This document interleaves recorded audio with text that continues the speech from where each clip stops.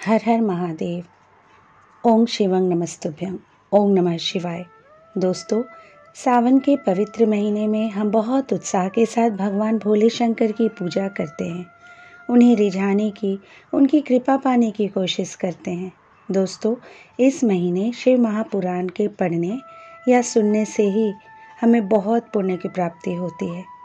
अगर वीडियो अच्छी लगी तो प्लीज़ इसे लाइक कीजिए, इस चैनल को सब्सक्राइब जरूर कीजिए। दोस्तों, आप शिव महापुराण के रुद्र संहिता के पार्वती खंड का ही श्रवण कर रहे हैं। ब्रह्मा जी बोले, हे मुनि श्रेष्ठ नारद, तुम भी भगवान शिव की बारात में सहर्ष शामिल हुए थे। भगवान शिव ने श्री हरि विष्णु से सलाह करके सबसे पहले तुमको हिमालय के पास भेजा। वहां पहुंचकर तुमने विश्वकर्मा के बनाए दिव्य और अनोखे मंडप को देखा तो बहुत आश्चर्यचकित रह गए। विश्वकर्मा द्वारा बनाई गई विष्णु, ब्रह्मा, समस्त देवताओं की मूर्तियों को देखकर यह कह पाना कठिन था कि ये असली हैं या नकली। वहां रत्नों से जड़े हुए लाखों कलश रखे थे। बड़े बड़े केले के खंभों से मंडप सजा हुआ था। तुम्हें वहां आया देखकर शैलराज हिमालय ने तुमसे पूछा कि देवर्षि, क्या भगवान शिव बारात के साथ आ गए हैं? तब तुमने साथ लेकर हिमालय के पुत्र मैनाक आदि तुम्हारे साथ बारात की अगवानी के लिए आए। तब मैंने और विष्णु जी ने भी तुमसे वहाँ के समाचार के बारे में पूछा। हमने तुमसे यह भी पूछा कि शैलराज हिमालय अपनी पुत्री पार्वती का विवाह भगवान शिव से करने के इच्छुक हैं या नहीं। कहीं उन्होंने अपना इरादा बदल तो नहीं दिया है। यह प्रश्न सुनकर आप मुझे विष्णु जी और देवराज इंद्र को एकांत स्थान पर ले गए और वहां जाकर तुमने वहां के बारे में बताना शुरू किया। तुमने कहा कि हे देवताओं, शैलराज हिमालय ने शिल्पी विश्वकर्मा से एक ऐसे मंडप की रचना करवाई है जिसमें आप सब देवताओं के जीते जागते चित्र लगे हुए हैं। उन्हें देखकर मैं तो अपने सुदबुद्धि खो बैठा था। इसे देखकर पहले यह लगता है कि गिरिराज आप सब लोगों को मोहित करना चाहते हैं। यह सुनकर देवराज इंद्र भय के मारे कांपने लगे और बोले, हे लक्ष्मीपति विष्णु जी, मैंने त्वष्टा के पुत्र को मार दिया था।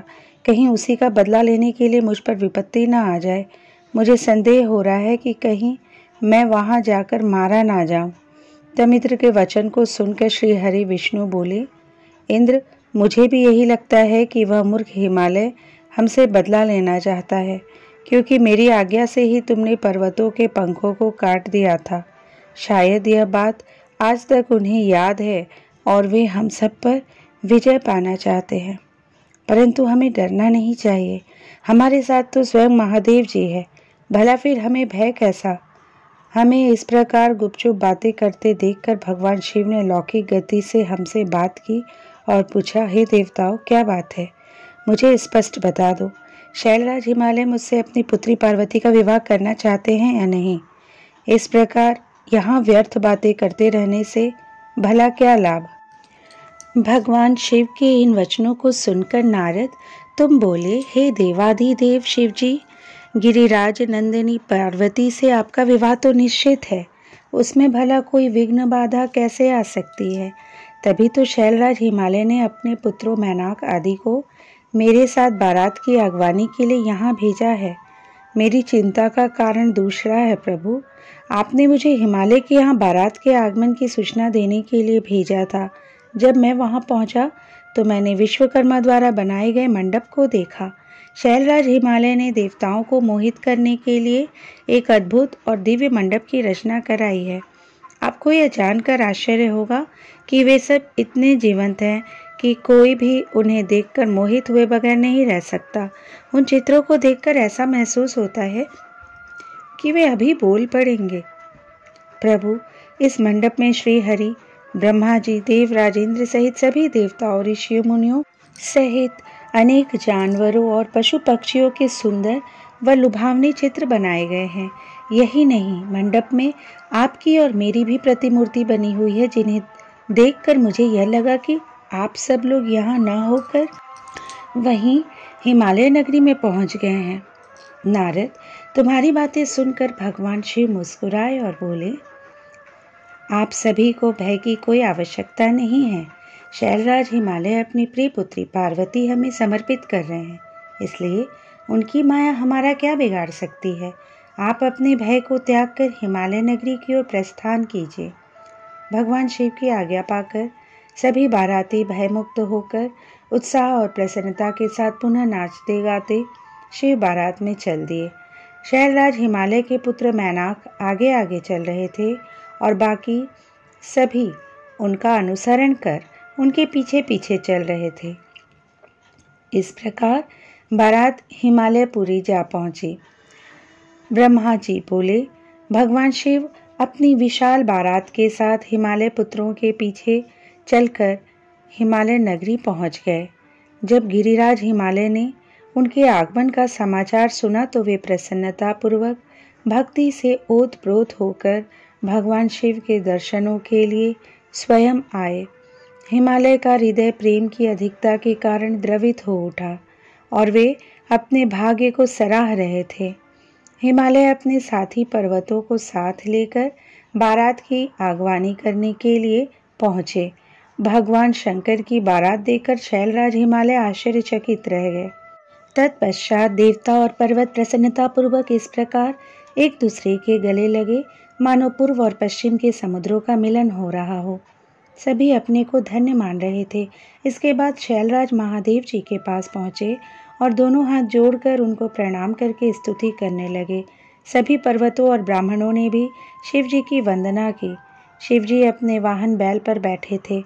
भगवान शिव आभूषणों से विभूषित थे तथा दिव्य प्रकाश से आलोकित थे। उनके लावण्य से सारी दिशाएं प्रकाशित हो रही थी। भगवान शिव के मस्तक पर रत्नों से जड़ा हुआ मुकुट शोभा पा रहा था। उनके गले और अन्य अंगों पर लिपटे सर्प उनके स्वरूप को अद्भुत और शोभनीय बना रहे थे। उनकी अंग कांति दिव्य और अलौकिक थी। अनेक शिवगण हाथ में चवर लेकर उनकी सेवा कर रहे थे। उनके बाएं भाग में भगवान श्री हरि विष्णु और दाएं भाग में स्वयं मैं था। समस्त देवता भगवान शिव की स्तुति कर रहे थे। नारद, जैसा तुम जानते ही हो कि भगवान शिव परब्रह्म परमात्मा हैं, वे ही सबके ईश्वर हैं। वे इस जगत का कल्याण करते हैं और अपने भक्तों की सभी इच्छाओं को पूरा कर उन्हें मनोवांछित फल प्रदान करते हैं। वे सदा ही अपने भक्तों के अधीन रहते हैं। वे सच्चिदानंद स्वरूप हैं और सर्वश्रेष्ठ हैं। उनके बाएं भाग में श्री हरि विष्णु गरुड़ ध्वज पर बैठे थे तो दाएं भाग में मैं ब्रह्मा स्थित था। हम तीनों के स्वरूप का एक साथ दर्शन कर गिरिराज आनंद मग्न हो गए। तत्पश्चात शैलराज ने शिवजी के पीछे तथा उनके आसपास खड़े सभी देवताओं के सामने अपना मस्तक झुकाया और सभी को बारंबार प्रणाम किया। फिर भगवान शिव की आज्ञा लेकर शैलराज हिमालय अपने निवास की ओर चल दिए और वहां जाकर उन्होंने सभी देवताओं, ऋषि मुनियों एवं बारातियों के ठहरने की उत्तम व्यवस्था की। हिमालय ने प्रसन्नतापूर्वक अपने पुत्रों को बुलाकर कहा कि तुम सभी भगवान शिव के पास जाकर उनसे प्रार्थना करो कि वे स्वयं अतिशीघ्र यहाँ पधारे। मैं उन्हें अपने भाई बंधुओं से मिलवाना चाहता हूँ। तुम वहाँ जाकर कहो कि मैं उनकी यहाँ प्रतीक्षा कर रहा हूँ। अपने पिता गिरिराज हिमालय की आज्ञा पाकर उनके पुत्र उस ओर चल दिए जहाँ बारात के ठहरने की व्यवस्था की गई थी। वहाँ वे भगवान शिव के पास पहुँचे। प्रणाम करके उन्होंने अपने पिता द्वारा कही हुई सभी बातों से शिव जी को अवगत करा दिया। तब भगवान शंकर ने कहा कि तुम जाकर अपने पिता से कहो कि हम शीघ्र ही वहाँ पहुँच रहे हैं। शिव जी से आज्ञा लेकर हिमालय के पुत्र वापस चले गए। तत्पश्चात देवताओं ने तैयार होकर गिरिराज हिमालय के घर की ओर प्रस्थान किया। महादेव जी के साथ भगवान विष्णु और मैं अर्थात ब्रह्मा शीघ्रता पूर्वक चलने लगे। तभी देवी पार्वती की माता मैना देवी के मन में त्रिलोकीनाथ भगवान शिव को देखने की इच्छा हुई। इसलिए देवी मैना ने तुमको संदेश भेजकर अपने पास बुलवा लिया। भगवान शिव से प्रेरित होकर देवी मैना की हार्दिक इच्छा को पूरा करने के लिए आप वहां गए। ब्रह्मा जी बोले, हे नारद, तुमको अपने सामने देखकर देवी मैना बहुत प्रसन्न हुई और तुम्हें प्रणाम करके बोली, हे मुनिश्रेष्ठ नारद जी, मैं भगवान शिव के इसी समय दर्शन करना चाहती हूँ। मैं देखना चाहती हूँ जिन शिव जी को पाने के लिए मेरी बेटी पार्वती ने घोर तपस्या की तथा अनेक कष्टों को भोगा, उन शिव जी का रूप कैसा है, वे कैसे दिखते हैं। यह कहकर तुमको साथ लेकर देवी मैना चंद्रशाला की ओर चल पड़ी। उधर भगवान शिव भी मैना के इस अभिमान को समझ गए और मुझसे व विष्णु जी से बोले कि तुम सब देवताओं को अपने अपने साथ लेकर गिरिराज हिमालय के घर पहुँचो, मैं भी अपने गणों के साथ पीछे पीछे आ रहा हूँ। भगवान विष्णु ने इसे भगवान शिव की आज्ञा माना और सब देवताओं को बुलाकर उनकी आज्ञा का पालन करते हुए शैलराज के घर की ओर प्रस्थान किया। देवी मैना तुम्हारे साथ अपने भवन के सबसे ऊंचे स्थान पर जाकर खड़ी हो गई। तब देवताओं की सजी सजाई सेना को देखकर मैना बहुत प्रसन्न हुई। बारात में सबसे आगे सुंदर वस्त्रों एवं आभूषणों से सजे हुए गंधर्वगण अपने वाहनों पर सवार होकर बाजे बजाते और नृत्य करते हुए आ रहे थे। इनके गण अपने हाथों में ध्वज की पताका लेकर उसे फहरा रहे थे। साथ में स्वर्ग की सुंदर अप्सराएं मुग्ध होकर नृत्य कर रही थी। उनके पीछे वसु आ रहे थे। फिर मणिग्रीवादी यक्ष, यमराज, नृति, वरुण, वायु, कुबेर, ईशान, देवराज, इंद्र, चंद्रमा, सूर्य, भृगु आदि देव व मुनीश्वर एक से एक सुंदर और मनोहारी रूप के स्वामी थे और सर्वगुण संपन्न जान पड़ते थे।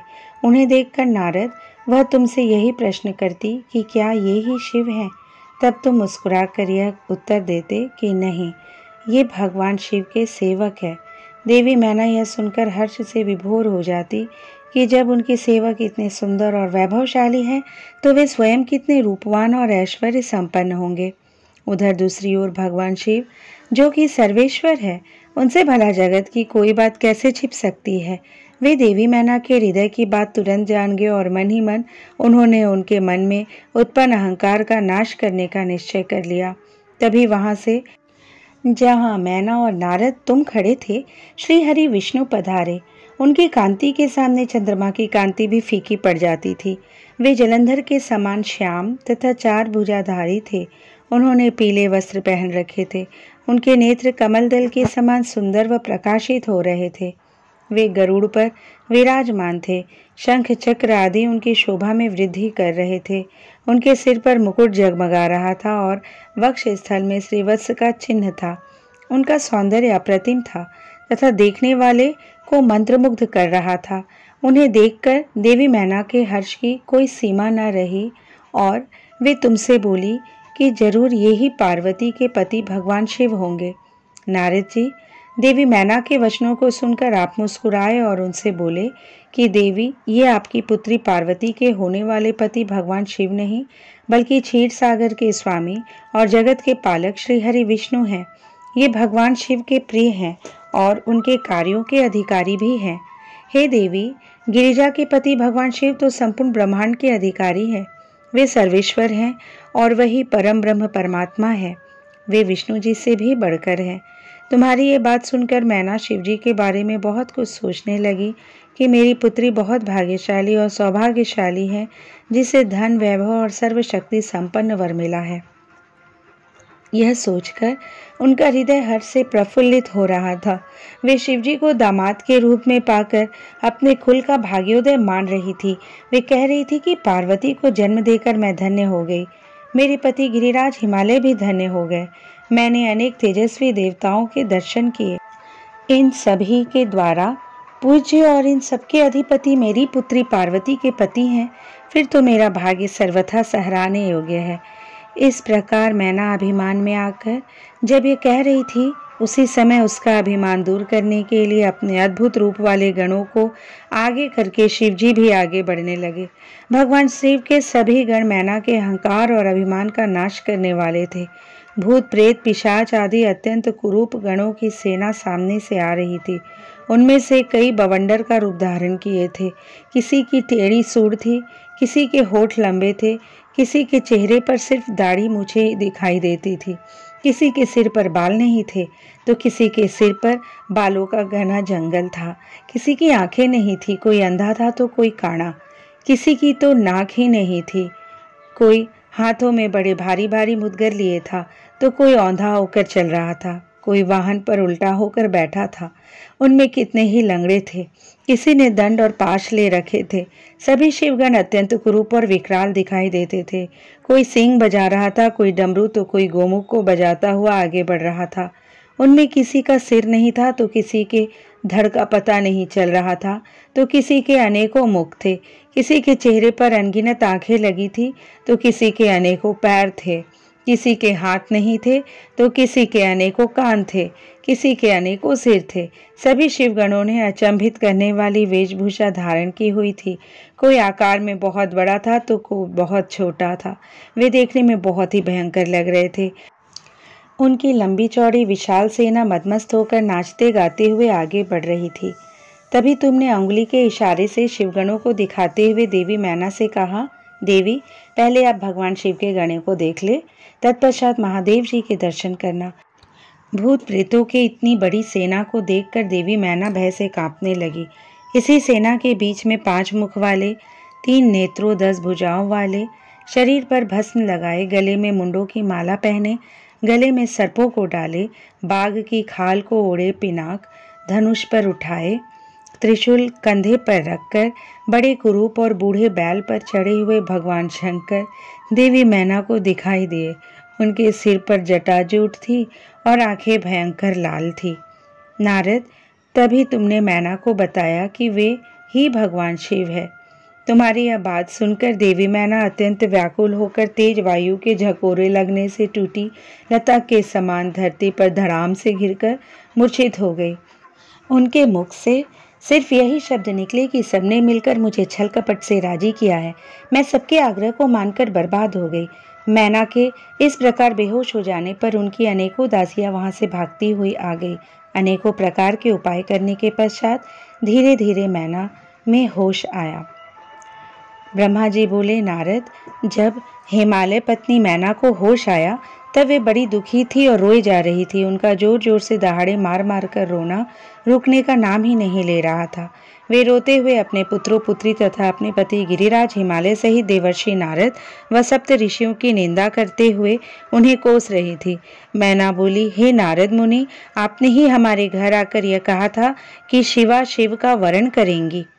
तुम्हारी बातों को मानकर हम सब ने अपनी पुत्री पार्वती को भगवान शिव की तपस्या करने के लिए वनों में भेज दिया। मेरी बेटी ने अपने तप के द्वारा सभी को प्रसन्न कर दिया।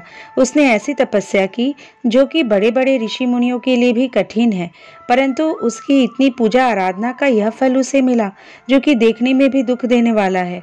इसे देखकर हमें अत्यंत दुख और भय प्राप्त हुआ है। हे भगवान, मैं क्या करूं, कहाँ जाऊं? भला कौन मुझे इस असह्य दुख से छुटकारा दिला सकता है? मैं तो किसी को भी अपना मुंह दिखाने योग्य नहीं रही। भला कोई देखो, वे दिव्य सप्तऋषि और उनकी वो धूर्त पत्नी अरुंधति कहाँ चली गई, जो मुझे समझाने आई थी, जिसने मुझे झूठ सच कहकर जबरदस्ती इस विवाह के लिए मेरी स्वीकृति ले ली थी। यदि वे मेरे सामने आ जाए तो मैं उन ऋषियों की दाढ़ी मूछ नोच लूं।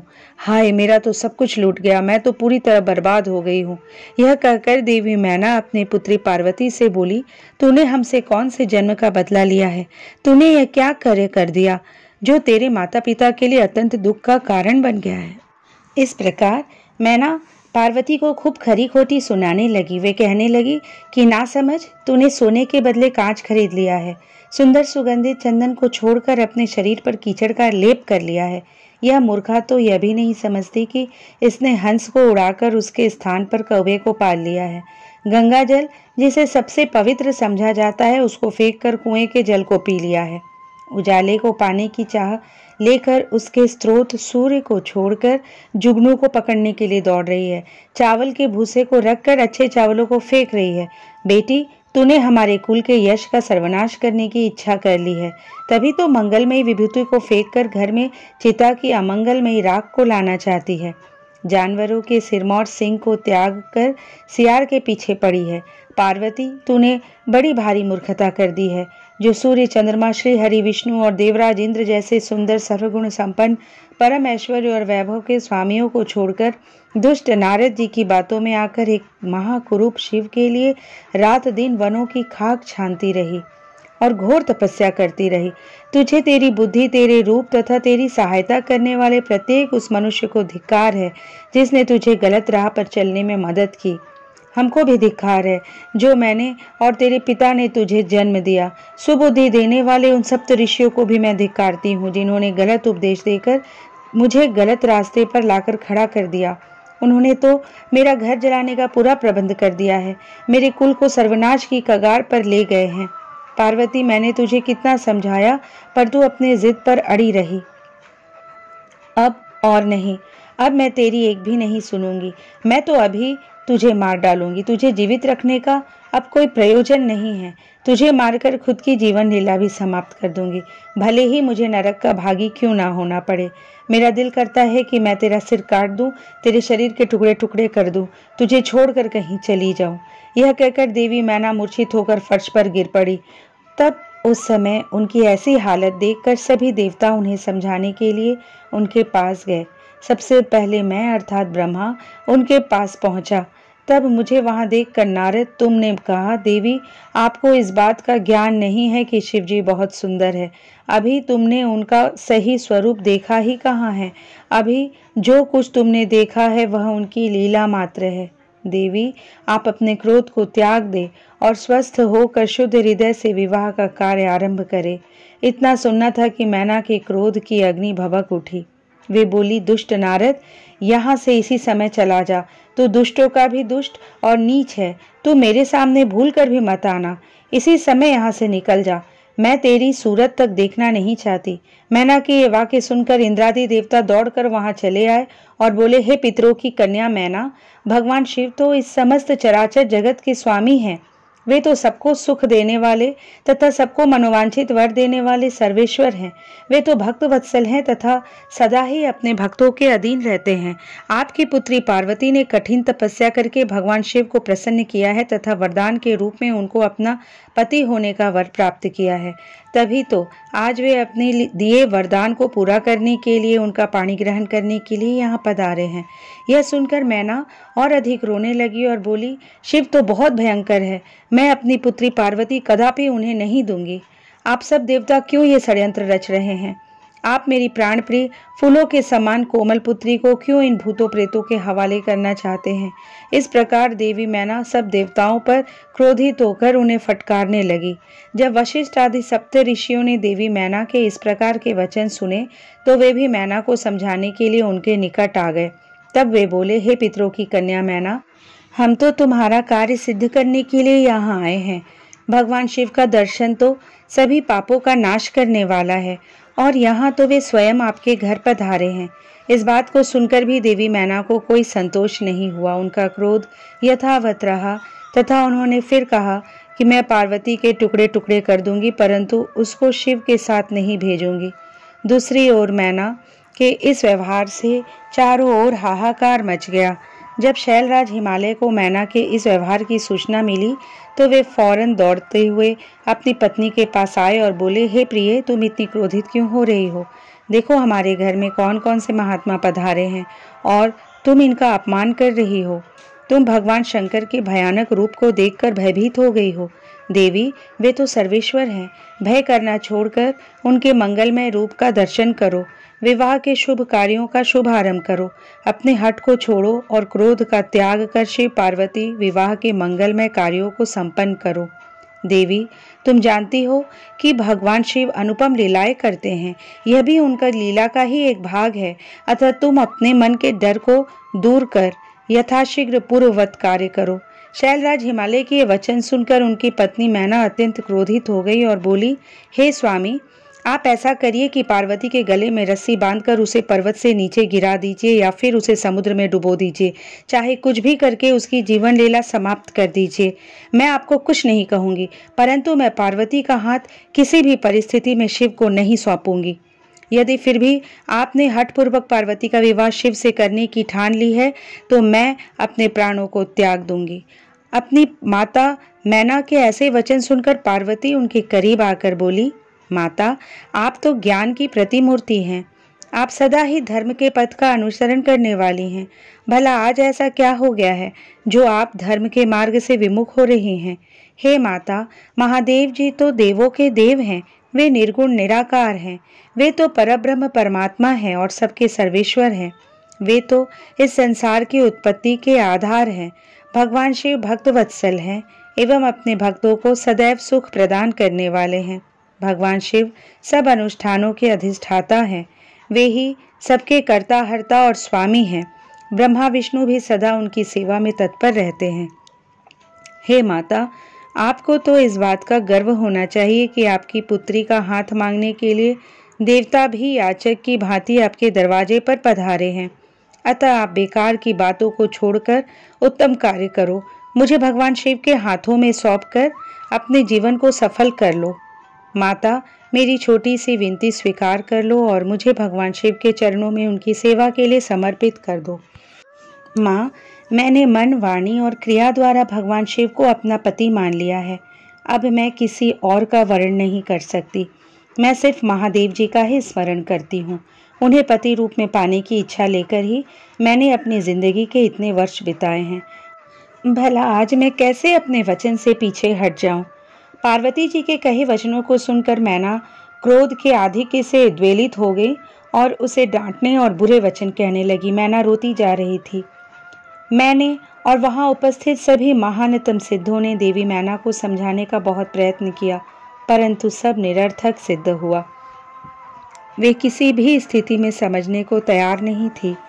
तभी उनके हठ की बातें सुनकर परम शिव भक्त भगवान श्री विष्णु वहां आ पहुंचे और बोले, हे पुत्रों की मानसी पुत्री एवं शैलराज हिमालय की पत्नी मैना, आप ब्रह्मा जी के कुल से संबंधित हैं। इसी कारण आपका सीधा संबंध धर्म से है। आप धर्म की आधारशिला हैं, फिर भला कैसे धर्म का त्याग कर सकती हैं? इस प्रकार हठ करना आपको शोभा नहीं देता। स्वयं सोचिए, भला सभी देवता, ऋषि, मुनि और स्वयं ब्रह्मा जी और मैं आपसे असत्य वचन क्यों कहेंगे? भगवान शिव निर्गुण और सगुण दोनों ही है। वे कुरूप हैं तो सुरूप भी हैं। सभी उनका पूजन करते हैं। वे ही सज्जनों की गति हैं। मूल प्रकृति रूपी देवी एवं पुरुषोत्तम का निर्माण भगवान शिव ने ही किया है। मेरी और ब्रह्मा जी की उत्पत्ति भी भगवान शिव जी के द्वारा ही हुई है। उसके बाद सारे लोगों का हित करने के लिए उन्होंने स्वयं भी रुद्र का अवतार धारण कर लिया है। तत्पश्चात वेद, देवता तथा इस जल एवं थल में जो भी चराचर वस्तु या प्राणी दिखाई देता है, उस सारे जगत की रचना भगवान शिव ने ही की है। हे देवी, कोई भी उनके रूप को नहीं जानता है और ना ही जान सकता है। यहाँ तक कि मैं और ब्रह्मा जी भी उनकी समस्त लीलाओं को आज तक नहीं जान पाए हैं। इस संसार में जो कुछ भी विद्यमान है वह भगवान शिव का ही स्वरूप है। यह तो भगवान शिव की ही माया है जो वे स्वयं आपको अपना रूप इस प्रकार दिखा रहे हैं। हे देवी, आप सब कुछ भूल कर सच्चे मन से शिव जी का स्मरण करके उनके चरणों में अपना ध्यान लगाए। आपके सारे दुख और क्लेश मिट जाएंगे। आपको परम सुख की प्राप्ति होगी। श्री हरि विष्णु द्वारा जब मैना को इस प्रकार समझाया गया तो देवी मैना का क्रोध कुछ कम हुआ। वस्तुतः शिवजी की माया से मोहित होने के कारण ही वे यह सब कर रही थी। कुछ शांत होने पर उन्होंने कुछ देर मन में विचार किया। तत्पश्चात मैना श्री हरि विष्णु जी से बोली, प्रभु, मैं आपकी हर बात समझ गई हूँ। मैं यह भी जानती हूँ कि भगवान शिव सर्वेश्वर है और इस जगत के कण कण में व्याप्त है। मैं आपकी इच्छा अनुसार भगवान शिव को अपनी पुत्री सौंप सकती हूँ, पर मेरी एक शर्त है। तब विष्णु जी के आग्रह करने पर देवी मैना ने कहा, यदि महादेव जी सुंदर शरीर धारण कर ले तो मैं सहर्ष अपनी पुत्री पार्वती का विवाह उनसे कर दूंगी। ऐसा कहकर देवी मैना चुप हो गई। धन्य है भक्त वत्सल त्रिलोकीनाथ भगवान शिव की माया जो सबको मोह में डालने वाली है। ब्रह्मा जी बोले, हे नारद, उस समय जब देवी मैना ने विष्णु जी के सामने इस प्रकार की शर्त रखी तब मैंने तुमको भगवान शिव के पास जाने का आदेश दिया। तुमने वहां जाकर उनकी स्तुति की और उन्हें संतुष्ट किया। तब तुम्हारी बात मानकर तथा देवताओं का कार्य सिद्ध करने की इच्छा से भगवान शिव ने प्रसन्नता पूर्वक अद्भुत, उत्तम और दिव्य रूप धारण कर लिया। उस समय भगवान शिव कामदेव से अधिक रूपवान लग रहे थे। उनके सुंदर रूप लावण्य को देखकर तुम प्रसन्न होते हुए तुरंत देवी मैना के पास उन्हें यह शुभ समाचार देने के लिए चले गए। वहां पहुंचकर जहां देवी मैना बैठी थी उन्हें देखकर तुम बोले, हे शैलराज की पत्नी और पार्वती की माता मैना, आप चलकर स्वयं भगवान शिव के सुंदर और मनोहारी रूप का दर्शन करें। यह समाचार पाकर देवी मैना की प्रसन्नता की कोई सीमा न रही। वे आपको अपने साथ लेकर भगवान शिव के दर्शन करने के लिए गई। वहां पहुंचकर मैना ने भगवान शिव के परम आनंददायक सुंदर रूप के दर्शन किए। शिव जी का मुखारविंद करोड़ों सूर्यों के समान तेजस्वी, सुंदर एवं दिव्य था। उनके विशाल मस्तक पर चंद्रमा सुशोभित था। सूर्य ने उनके सिर पर छत्र धारण कर रखा था। भगवान शिव प्रसन्न मुद्रा में थे। वे ललित लावण्य से युक्त मनोहर गौरव वर्ण चंद्रलेखा से अलंकृत होकर बिजली की भांति चमक रहे थे। विष्णु सहित सभी देवता और ऋषि मुनि उनकी प्रेम पूर्वक सेवा कर रहे थे। उनके शरीर पर दिव्य अलौकिक सुंदर वस्त्र व आभूषण शोभा पा रहे थे। गंगा और यमुना चंवर डुला रही थी और अणिमा आदि 8 सिद्धियां मुक्त होकर नाच गा रही थी। इस प्रकार भगवान शंकर सुंदर व दिव्य रूप धारण करके बारात लेकर हिमालय के घर की ओर आ रहे थे। उनके साथ साथ मैं, विष्णु जी तथा देवराज इंद्र भी विभूषित होकर चल रहे थे। उनके पीछे पीछे सुंदर एवं अनेकों रूपों वाले गण, सिद्ध, मुनि व समस्त देवता जय जयकार करते हुए चल रहे थे। समस्त देवता इस विवाह को देखने के लिए बड़े ही उत्कंठित थे और अपने परिवार के साथ शिवजी के विवाह में सम्मिलित होने के लिए आए थे। विश्ववसु आदि गंधर्व व सुंदर अप्सराएं भगवान शिव के यश का गान करते हुए चल रहे थे। भगवान शिव के गिरिराज हिमालय के द्वार पर पधारते ही वहां महान उत्सव होने लगा। उस समय महादेव जी की शोभा अद्भुत व निराली थी। उनका सुंदर विलक्षण रूप देखकर पल भर के लिए मैना चित्रलिखित सी होकर रह गई।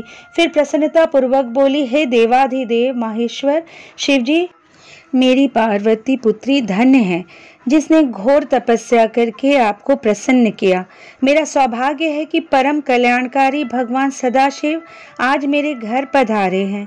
भगवान, मैं अक्षम्य अपराध कर बैठी हूँ। मैंने आपकी बहुत निंदा की है। प्रभु, मैं आपसे दोनों हाथ जोड़कर क्षमा याचना करती हूँ। कृपा कर मेरी भूल क्षमा करे और मुझ पर प्रसन्न हो जाए। इस प्रकार चंद्रमौली भगवान शिव की स्तुति करती हुई शैल प्रिया मैना लज्जित होते हुए नतमस्तक हो गई। उस समय पूर्ववासिनी स्त्रियां सभी घर के कामों को छोड़कर बाहर आकर भगवान शिव के दर्शन की लालसा लेकर उन्हें देखने का प्रयत्न करने लगी। चक्की पीसने वाली ने चक्की छोड़ दी। पति की सेवा में लगी हुई पत्नी पति की सेवा छोड़कर भाग गई। कोई तो दूध पीते हुए बच्चे को छोड़कर भाग आई। इस प्रकार सभी अपने अपने आवश्यक कार्यों को छोड़कर भगवान शिव के दर्शन के लिए दौड़ आई थी। भगवान शिव के मनोहर रूप के दर्शन करके सब मोहित हो गई। तब सहर्ष शिवजी की सुंदर मूर्ति को अपने मन में धारण करके वे बोली, सखियों, हम सबके अहोभाग्य है। हिमालय नगरी में रहने वाले नर नारियों के नेत्र आज भगवान शिव के दिव्य स्वरूप का दर्शन करके सफल हो गए हैं। आज निश्चय ही हमने संसार की हर विषय वस्तु को पा लिया है। शिव स्वरूप का दर्शन करने मात्र से ही हमारे सारे पाप नष्ट हो गए हैं। उनकी छवि सर्वथा सब क्लेशों व दुखों का नाश करने वाली है। आज उन्हें साक्षात सामने देखकर हमारा जीवन सफल हो गया है। पार्वती के उत्तम तपस्या द्वारा भगवान शिव को पाकर अपने साथ साथ हम सबका भी जीवन सार्थक कर दिया है। हे पार्वती, तुम निश्चय ही धन्य हो। तुम परब्रह्म परमेश्वर भगवान शिव की अर्धांगिनी बनकर इस जगत को सुशोभित करोगी। यदि विधाता पार्वती शिव का इस प्रकार मेल न कराते तो निश्चय ही उनका सारा परिश्रम निष्फल हो जाता। आज शिव शिवा की इस युगल जोड़ी को साथ देखकर हमारे सारे कार्य सार्थक हो गए हैं। आज वाकई हम सब इनके उत्तम दर्शनों से धन्य हो गए हैं। इस प्रकार कहकर वे पूर्वासिनी स्त्रियां अक्षत, कुमकुम और चंदन से शिवजी का पूजन करने लगी तथा प्रसन्नता पूर्वक उन पर खीलों की वर्षा करने लगी। वे स्त्रियां देवी मैना के पास खड़ी होकर उनके भाग्य और कुल की सराहना करने लगी। उनके मुख से इस प्रकार शुभ व मंगलकारी बातें सुनकर सभी देवताओं को बहुत प्रसन्नता हुई। ब्रह्मा जी बोले, नारद, भगवान शिव सबको आनंदित करते हुए प्रसन्नता पूर्वक अपने गणों, देवताओं, सिद्ध मुनियों तथा अन्य लोगों के साथ गिरिराज हिमालय के धाम में गए। हिमालय की पत्नी मैना भी अंदर से शिवजी की आरती उतारने के लिए सुंदर दीपकों से सजी हुई थाली लेकर बाहर आई। उस समय उनके साथ ऋषि पत्नियां तथा अन्य स्त्रियां भी मौजूद थी। भगवान शिव का मनोहर रूप चारों ओर अपनी कांति बिखेर रहा था। उनकी शोभा करोड़ों कामदेवों के समान थी। उनके प्रसन्न मुखारविंद पर 3 नेत्र थे। अंग कांति चंपा के समान थी। शरीर पर सुंदर वस्त्र और आभूषण उनके व्यक्तित्व में 4 चांद लगा रहे थे। उनके मस्तक पर सुंदर चंद्र मुकुट लगा था। गले में हार तथा हाथों में कड़े तथा बाजूबंद उनकी शोभा बढ़ा रहे थे।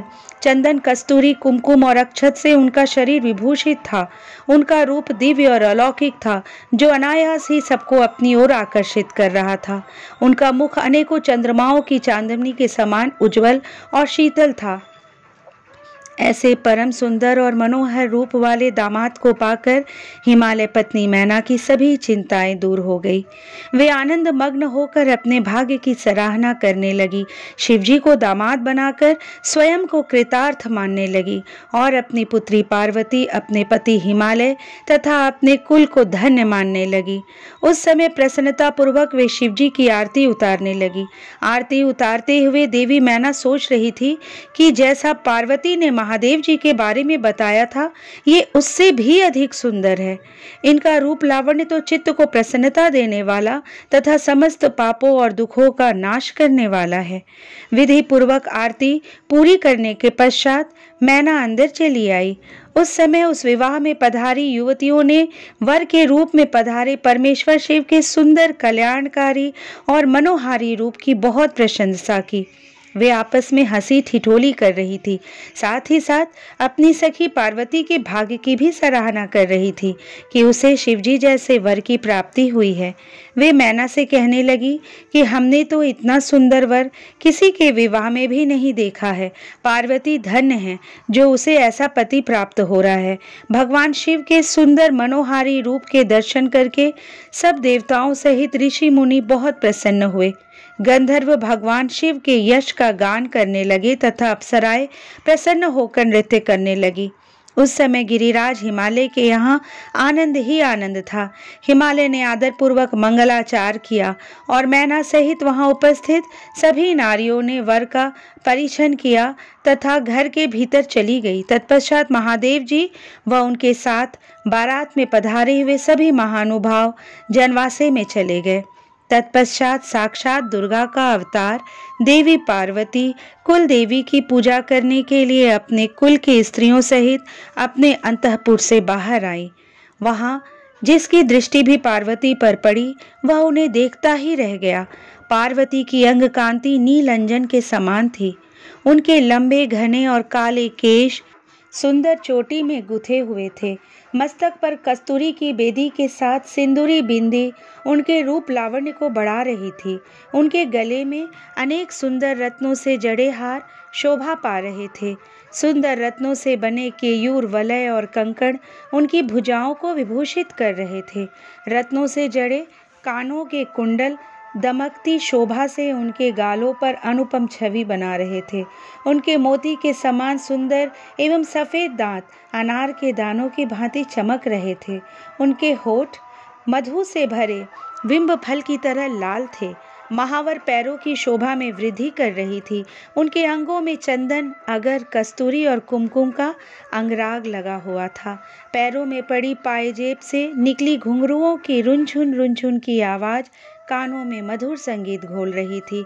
उनकी इस मंत्र मुग्ध छवि को देखकर सभी देवता उनके सामने नतमस्तक होकर जगत जननी पार्वती को भक्ति भाव से प्रणाम कर रहे थे। उस समय भगवान शिव भी उनके इस अनुपम सौंदर्य को कनखियों से देखकर हर्ष का अनुभव कर रहे थे। पार्वती के अनुपम रूप को देखकर शिवजी ने अपनी विरह की वेदना को त्याग दिया। पार्वती के रूप ने उनको मोहित कर दिया था। इधर पार्वती ने कुल देवताओं की प्रसन्नता के लिए उनका विधि विधान से पूजन किया। तत्पश्चात वे अपनी सखियों और ब्राह्मण पत्नियों के साथ पुनः महल में लौट गई। उधर मैं, विष्णु जी व भगवान शिव भी अपने अपने स्थान पर ठहर गए। ब्रह्मा जी बोले, हे नारद, गिरिराज हिमालय ने उत्साहपूर्वक वेद मंत्रों द्वारा पार्वती और शिवजी को उपस्नान करवाया। तत्पश्चात वैदिक और लौकिक आचार रीति का पालन करते हुए भगवान शिव द्वारा लाए गए वस्त्रों एवं आभूषणों से गिरिराज नंदिनी देवी पार्वती को सजाया गया। पार्वती की सखियों और वहां उपस्थित ब्राह्मण पत्नियों ने पार्वती को उन सुंदर वस्त्रों एवं सुंदर रत्न जड़ित आभूषणों से अलंकृत किया।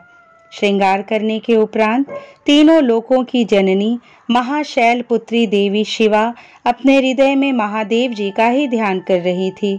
उस समय उनका मुखमंडल चंद्रमा की चांदनी के समान सुंदर व दिव्य लग रहा था। हिमालय नगरी में चारों ओर महोत्सव होने लगा। लोगों की प्रसन्नता और उल्लास देखते ही बनता था। उस समय वहां हिमालय ने शास्त्रोक्त रीति से लोगों को बहुत दान दिया और अन्य वस्तुएं भी बांटी। गिरिराज हिमालय के राजपुरोहित मुनि गर्ग जी ने हिमालय से कहा कि हे पर्वतराज, लग्न का समय हो रहा है। आप भगवान शिव तथा अन्य सभी बारातियों को यथाशीघ्र यहाँ बुला ले। तब शैलराज के मंत्री सब देवताओं सहित भगवान शिव को बुलाने के लिए जनवासे में गए और उन्हें जल्दी विवाह मंडप में पधारने का निमंत्रण दिया। उन्होंने शिवजी से कहा कि प्रभु, कन्यादान का समय नजदीक आ गया है। वर और कन्या को पंडित जी बुला रहे हैं। तब भगवान सुंदर वस्त्र आभूषणों से सुसज्जित होकर अपने वाहन नंदी पर बैठकर सब देवताओं और ऋषि मुनियों के साथ मंडप की ओर चल दिए। साथ में उनके गण भी अपने स्वामी भगवान शिव की जय जयकार करते हुए नाचते गाते चलने लगे।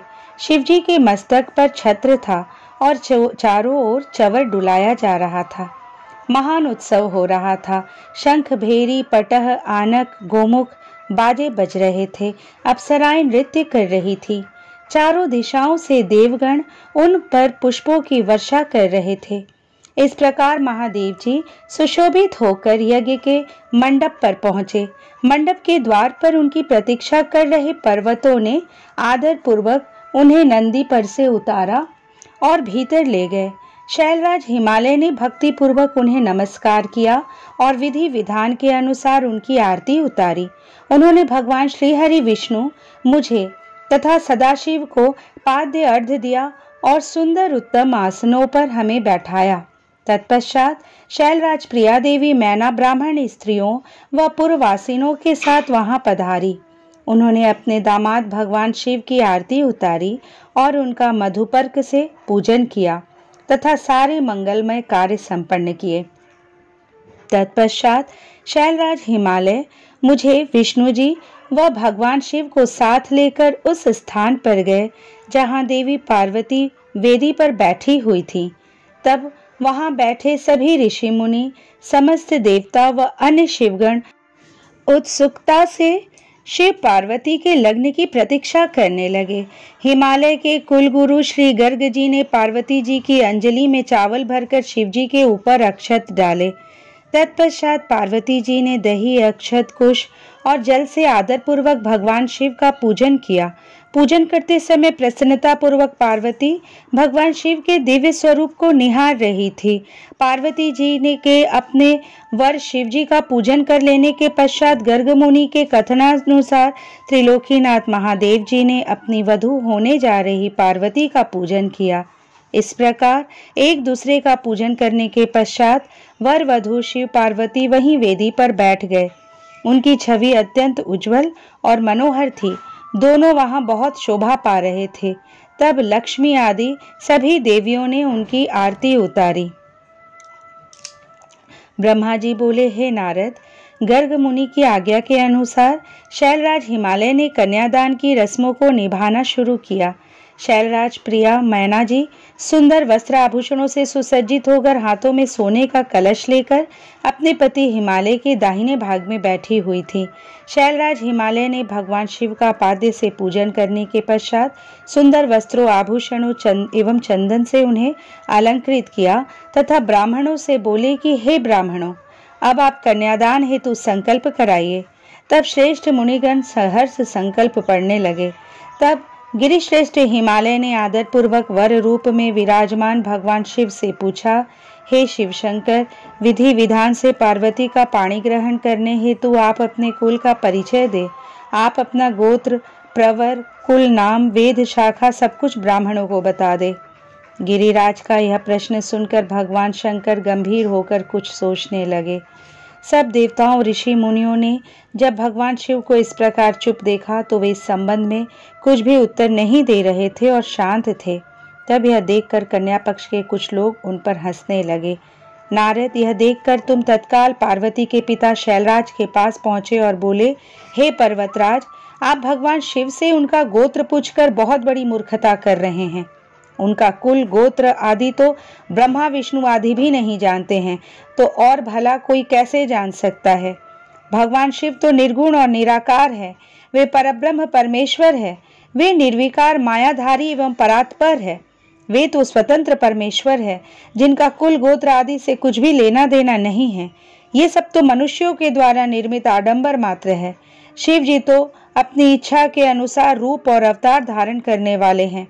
यह तो पार्वती के द्वारा किए हुए उग्र तप का प्रभाव है, जिसके कारण आप शिव जी के साक्षात स्वरूप के दर्शन कर पा रहे हैं। शैलराज, भगवान शिव गोत्रहीन होकर भी श्रेष्ठ गोत्र वाले हैं और कुलहीन होकर भी कुलीन हैं। इनकी विविध लीलाएं इस चराचर संसार को मोहित करने वाली है। हे गिरिश्रेष्ठ हिमालय, नाना प्रकार की लीला करने वाले इन भगवान शिव का गोत्र और कुल नाद है। शिव नादमय है और नाद शिवमय है। नाद और शिव में कहीं कोई अंतर नहीं है। जब भगवान शिव ने सृष्टि की रचना का विचार किया था, तब सबसे पहले शिव जी ने नाद को ही प्रकट किया था। इसलिए अब आप व्यर्थ की बातों को त्याग कर अपनी पुत्री पार्वती का विवाह यथाशीघ्र शिव जी के साथ संपन्न करा दो। नारद, तुम्हारी बात सुनकर शैलराज हिमालय के मन में उत्पन्न हुई शंका समाप्त हो गई। तब हम सभी देवताओं ने तुम्हें धन्यवाद दिया कि तुमने इस विषम परिस्थिति को चतुराई से संभाल लिया।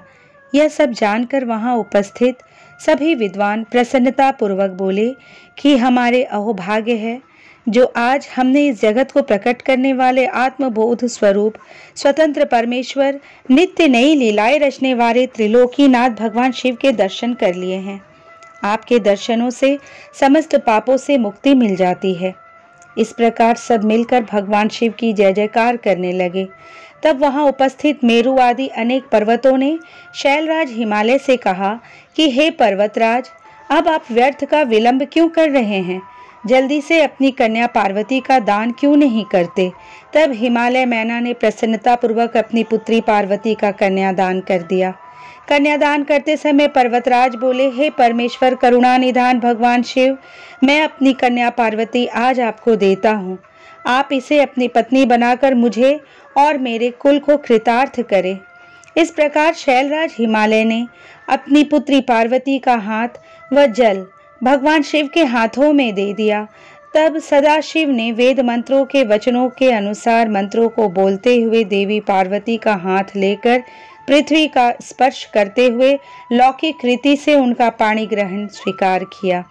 इस प्रकार गिरिराज के कन्यादान करते ही चारों ओर शिव पार्वती की जय जयकार की ध्वनि गूंजने लगी। गंधर्व प्रसन्नता पूर्वक उत्तम गीत गाने लगे और सुंदर अप्सराएं मगन होकर नाचने लगी। सभी इस मंगल में विवाह के संपन्न होने पर मन में बहुत प्रसन्न थे। ब्रह्मा विष्णु इंद्र आदि सभी देवता भी बहुत प्रसन्न हुए। इसके बाद शैलराज हिमालय ने भगवान शिव को अनेकों वस्तुएं प्रदान की। रत्नों से जड़े हुए सुंदर स्वर्ण के आभूषण, पात्र एवं दूध देने वाली 1.25 लाख गौएं, 1 लाख सुसज्जित अश्व, 1 करोड़ हाथी तथा 1 करोड़ सोने जवाहरातों से जड़े रथ आदि वस्तुएं सादर भेंट की। उन्होंने अपनी पुत्री पार्वती की सेवा में लगे रहने के लिए 1 लाख दासियां भी दी। तत्पश्चात विवाह में पधारे अनेक पर्वतों ने भी अपनी इच्छा और सामर्थ्य के अनुसार उत्तम वस्तुएं शिव पार्वती को उपहार स्वरूप भेंट की। इस विवाह से सभी प्रसन्न थे। सारी दिशाएं शहनाइयों की मधुर ध्वनि से गुंजायमान थी। आकाश से भगवान शिव और उनकी प्रिया पार्वती पर पुष्प वर्षा हो रही थी। कल्याणमयी और भक्तवत्सल भगवान शिव को अपनी प्रिय पुत्री पार्वती को समर्पित करने के बाद शैलराज हिमालय और उनकी प्रिय पत्नी मैना हर्ष से प्रफुल्लित हो रहे थे। शैलराज हिमालय ने यजुर्वेद की माध्यन्दिनी में लिखे हुए स्तोत्र का शुद्ध हृदय और भक्ति भाव से भगवान शिव की अनेक बार स्तुति की। तत्पश्चात वहां उपस्थित श्रेष्ठ मुनिजनों ने उत्साहपूर्वक भगवान शिव और देवी पार्वती के सिर का अभिषेक किया। उस समय हिमालय नगरी में महान उत्सव हो रहा था। सभी नर नारी प्रसन्नता से नाच गा रहे थे। ब्रह्मा जी बोले, हे नारद, उसके उपरांत मेरी आज्ञा पाकर महादेव जी ने अग्नि की स्थापना कराई तथा अपने प्राण वल्लभा पत्नी पार्वती को अपने आगे बैठाकर चारों वेद, ऋग्वेद, यजुर्वेद, अथर्ववेद तथा सामवेद के मंत्रों द्वारा हवन कराकर उसमें आहुतियां दी। उस समय पार्वती के भाई मैनाक ने उसके हाथों में खीलें दी और फिर लोक मर्यादा के अनुसार भगवान शिव और देवी पार्वती अग्नि के फेरे लेने लगे। उस समय मैं शिवजी की माया से मोहित हो गया। मेरी दृष्टि जैसे ही परम सुंदर दिव्यांगना देवी पार्वती के शुभ चरणों पर पड़ी, मैं काम से पीड़ित हो गया। मुझे मन में बड़ी लज्जा का अनुभव हुआ। किसी की दृष्टि मेरे इन भावों पर पड़ जाए, इस हेतु मैंने अपने मन के भावों को दबा लिया। परंतु भगवान शिव तो सर्वव्यापी और सर्वेश्वर है, भला उनसे कुछ कैसे छिप सकता है। उनकी दृष्टि मुझ पर पड़ गई और उन्हें मेरे मन में उत्पन्न हुए बुरे विचार की जानकारी हो गई। भगवान शिव के क्रोध की कोई सीमा ना रही।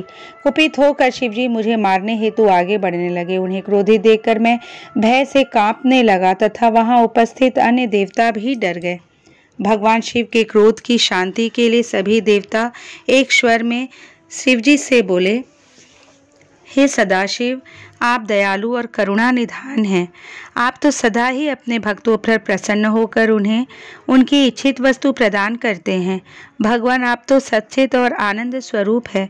प्रसन्न होकर मुक्ति पाने की इच्छा से मुनिजन आपके चरण कमलों का आश्रय ग्रहण करते हैं। हे परमेश्वर, भला आपके तत्व को कौन जान सकता है। भगवान, अपनी गलती के लिए ब्रह्मा जी क्षमा प्रार्थी है। आप तो भक्तों के सदा वश में हैं। हम सब भक्तजन आपसे प्रार्थना करते हैं कि आप ब्रह्मा जी की इस भूल को क्षमा कर दे और उन्हें निर्भय कर दे। इस प्रकार देवताओं द्वारा की गई स्तुति और क्षमा प्रार्थना के फलस्वरूप भगवान शिव ने ब्रह्मा जी को निर्भय कर दिया। नारद, तब मैंने अपने उन भावों को शक्ति के साथ मन में ही दबा दिया। फिर भी उन भावों के जन्म से हजारों बालखिल ऋषियों की उत्पत्ति हो गई, जो बड़े तेजस्वी थे। यह जानकर कि कहीं उन ऋषियों को देखकर शिवजी क्रोधित न हो जाए, तुमने उन्हें गंधमादन पर्वत पर जाने का आदेश दे दिया। बालखिल ऋषियों को तुमने सूर्य भगवान की आराधना और तपस्या करने का आदेश प्रदान किया। तब वे बालखिल ऋषि तुरंत मुझे और भगवान शिव को प्रणाम करके गंधमादन पर्वत पर चले गए। ब्रह्मा जी बोले, हे नारद, उसके बाद मैंने भगवान शिव की आज्ञा पाकर शिव पार्वती विवाह के शेष कार्यों को पूरा कराया। सर्वप्रथम शिवजी व पार्वती जी के मस्तक का अभिषेक हुआ। तत्पश्चात वहां उपस्थित ब्राह्मणों ने दोनों को ध्रुव का दर्शन कराया और उसके बाद हृदय छूना और स्वस्ति पाठ आदि कार्यों को पूरा कराया। यह सब कार्य पूरे होने के बाद भगवान शिव ने देवी पार्वती की मांग में सौभाग्य और सुहाग की निशानी माने जाने वाला सिंदूर भरा। मांग में सिंदूर भरते ही देवी पार्वती का रूप लाखों कमलदलों के समान खिल उठा। उनकी शोभा देखते ही बनती थी। सिंदूर से उनके सौंदर्य में अभिवृद्धि हो गई थी। इसके पश्चात शिव पार्वती को एक साथ एक सुयोग्य आसन पर बिठाया गया और वहां उन्होंने अन्नप्राशन किया। इस प्रकार इस उत्तम विवाह के सभी कार्य विधि विधान से संपन्न हो गए। तब भगवान शिव ने प्रसन्न होकर इस विवाह को सानंद संपन्न कराने हेतु मुझ ब्रह्मा को आचार्य मानकर पूर्ण पात्र दान दिया। फिर गर्ग मुनि को गोदान किया और वैवाहिक कार्य पूरा करने में सहयोग करने वाले सभी ऋषि मुनियों को 100 स्वर्ण मुद्राएं और अनेक बहुमूल्य रत्न प्रदान किए। तब सब और आनंद का वातावरण था।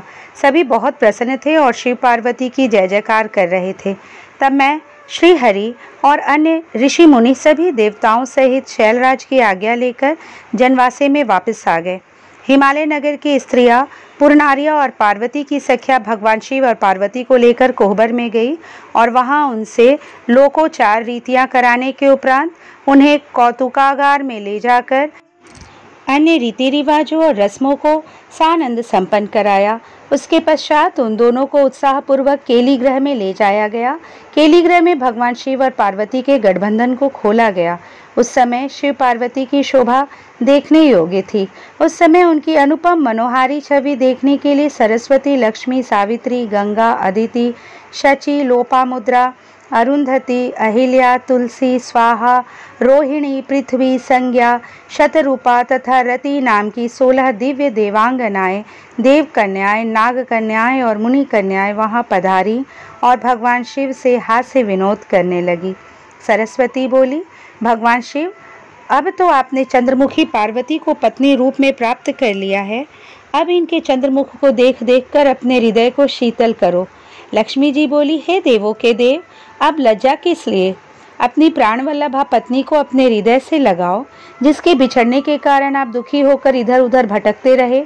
उस प्राणप्रिया के मिल जाने पर अब कैसी लज्जा? तो उधर सावित्री बोली, अब तो पार्वती जी को भोजन कराकर ही भोजन होगा और पार्वती को कपूर सुगंध युक्त तांबूल भी अर्पित करना होगा। तब जानवी बोली कि हे त्रिलोक के स्वामी, स्वर्ण के समान सुंदर पार्वती जी के केश धोना एवं श्रृंगार करना भी आपका कर्तव्य है। इस पर शची कहने लगी कि हे सदाशिव, जिन पार्वती को पाने के लिए आप सदा आतुर थे तथा जिनके वियोग के दिन आपने विलाप कर कर के बिताए हैं, आज वही पार्वती जब आपकी पत्नी बनकर आपके साथ विराजमान है, तो फिर काहे का संकोच? क्यों आप पार्वती को अपने हृदय से नहीं लगा रहे हैं? देवी अरुंधति बोली, इस सती सुंदरी को मैंने आपको दिया है, अब आप इसे अपने पास रखें और उसके सुख दुख का ख्याल करें। देवी अहिल्या बोली, भगवान, आप तो सबके ईश्वर हो, इस पूरे संसार के स्वामी हो। आपके परब्रह्म स्वरूप को कोई नकार नहीं सकता। आप निर्गुण निराकार हैं, परंतु आज सब देवताओं ने मिलकर आपको भी दास बना दिया है। प्रभु, अब आप भी अपनी प्राणवल्लभा पार्वती के अधीन हो गए हैं। यह सुनकर वहां खड़ी तुलसी कहने लगी, आपने तो कामदेव को भस्म करके पार्वती का त्याग कर दिया था, फिर आपने क्यों आज उनसे विवाह कर लिया है? इस प्रकार उन देवांगनाओं की हंसी मजाक चल रही थी और वे भगवान शिव से ऐसी ही बातें करके बीच बीच में जोर जोर से हंसती तो कभी खिलखिला कर रह जाती। इस पर स्वाहा ने कहा कि हे सदाशिव, इस प्रकार हम सबकी हंसी ठिठोली सुनकर क्रोधित मत हो जाइएगा। विवाह के समय तो कन्याएं व स्त्रियां ऐसा ही हंसी मजाक करती है। तब वसुंधरा ने कहा, हे देवाधिदेव, आप तो भावों के ज्ञाता है। आप तो जानते ही हैं कि काम से पीड़ित स्त्रियां भोग के बिना प्रसन्न नहीं होती। प्रभु, अब तो पार्वती की प्रसन्नता के लिए कार्य करो। अब तो पार्वती आपकी पत्नी हो गई है, उन्हें खुश रखना आपका परम कर्तव्य है। इस प्रकार स्त्रियों के विनोदपूर्ण वचन सुनते हुए भगवान शिव चुप थे, परंतु जब स्त्रियां चुप न हुई और इसी प्रकार उन्हें लक्ष्य बनाकर तरह तरह की हंसी की बातें करती रहीं, तब भगवान शिव ने कहा, हे देवियों, आप लोग तो जगत की माताएं हैं। माता होते हुए पुत्र के सामने इस प्रकार के चंचल तथा निर्लज वचन क्यों कह रही हैं? तब भगवान शिव के ये वचन सुनकर सभी स्त्रियां शर्माकर वहां से भाग गई। ब्रह्मा जी बोले, हे नारद जी, उस समय अनुकूल समय देखकर देवी रति भगवान शिव के निकट आकर बोली, हे दीनवत्सल भगवान शिव, आपको मैं प्रणाम करती हूँ। देवी पार्वती का पाणी ग्रहण करके आपने निश्चय ही लोकहित का कार्य किया है। देवी पार्वती को प्राणवल्लभा बनाने से आपके सौभाग्य में निश्चय ही वृद्धि हुई है। आपने तो पार्वती का वरण कर लिया है, परंतु भगवान, मेरे पति कामदेव की क्या गलती थी? उन्होंने तो लोक कल्याण व सभी देवताओं की प्रार्थना मानकर आपके हृदय में पार्वती के प्रति आसक्ति पैदा करने हेतु ही काम बाणों का उपयोग किया था। उनका यह कार्य तो इस संसार को तारकासुर नामक भयानक और दुष्ट असुर से मुक्ति दिलाने के लिए प्रेरित करना था। वे तो स्वार्थ से दूर थे, फिर क्यों आपने उन्हें अपनी क्रोधाग्नि से भस्म कर दिया? हे देवादिदेव महादेव जी, हे करुणानिधान भक्तवत्सल, अपने मन में काम को जगाकर मेरे पति कामदेव को पुनर्जीवित कर मेरे वियोग के कष्ट को दूर करे। आप तो सबकी पीड़ा जानते हैं, मेरी पीड़ा को समझकर मेरे दुख को दूर करने में मेरी मदद कीजिए। भगवान, आज जब सबके हृदय में प्रसन्नता है तो मेरा मन क्यों दुखी हो? मैं अपने पति के बिना कब तक ऐसे ही रहूं? भगवान, आप तो दीनों के दुख दूर करने वाले हैं, अब आप अपनी कही बात को सच कीजिए। भगवान, इस त्रिलोक में आप ही मेरे इस कष्ट को दूर कर सकते हैं। प्रभु, मुझ पर दया कीजिए और मुझे भी सुखी करके आनंद प्रदान कीजिए। भगवान, अपने विवाह के शुभ अवसर पर मुझे भी मेरे पति से हमेशा के लिए मिलाकर मेरी विरह वेदना को कम कर दीजिए। महादेव जी, मेरे पति कामदेव को जीवित कर मुझ दीन दासी को कृतार्थ कीजिए।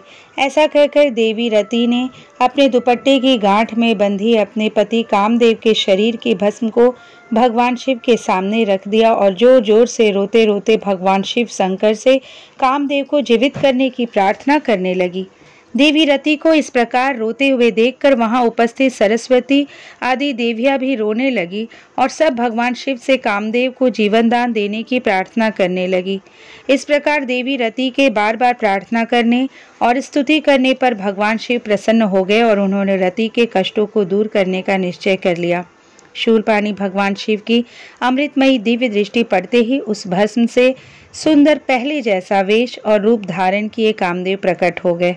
अपने प्रिय पति कामदेव को पहले की भांति सुंदर और स्वस्थ पाकर देवी रति की प्रसन्नता की कोई सीमा न रही।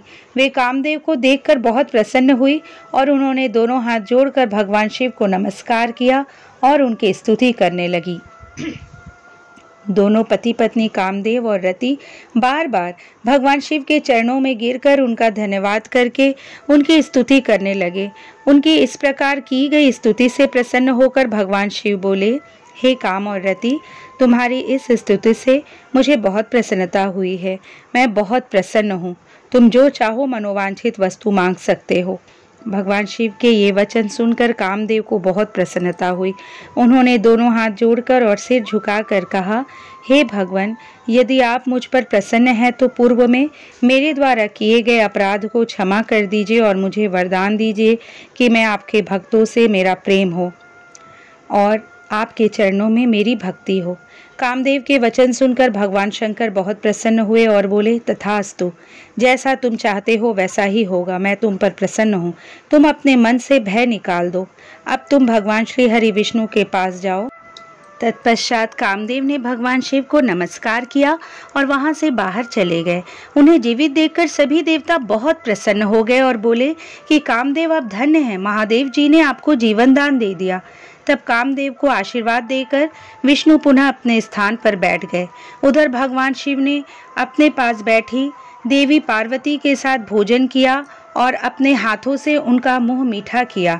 तत्पश्चात शैलराज की आज्ञा लेकर शिवजी पुनः जनवासे में चले गए। जनवासे में पहुंचकर शिवजी ने मुझे, विष्णु जी और वहां उपस्थित सभी मुनिगणों को प्रणाम किया। तब सब देवता शिवजी की वंदना और अर्चना करने लगे। फिर मैंने, विष्णु जी और इंद्र आदि ने शिव स्तुति की। सब और भगवान शिव की जय जयकार होने लगी और मंगलमय वेद ध्वनि बजने लगी। भगवान शिव की स्तुति करने के पश्चात उनसे विदा लेकर सभी देवता और ऋषि मुनि अपने अपने विश्राम स्थल की ओर चल दिए।